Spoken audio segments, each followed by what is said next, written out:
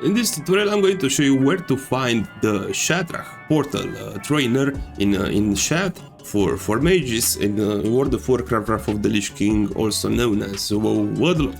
So you can learn the Shat Portal at level 65, I believe, if you are a mage, and also you will have the teleport to Shat is right here. I will tell you at what level you can learn it in just a second. So to learn this as a mage, you will have to come right here in Shattrath City, and you'll find this city in Outland, in Terrace forest to be more exactly, right here.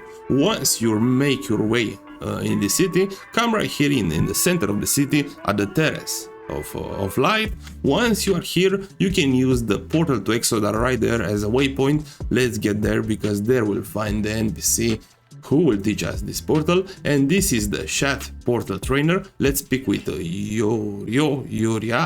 I don't know how it's pronounced. And the teleport to Shat, you can learn that as a mage at level 60, and the portal to Shattrath at level 65. So here is where you can locate the Shattrath Portal Trainer in WOTLK. I hope this tutorial helped you out, and thanks a lot for watching.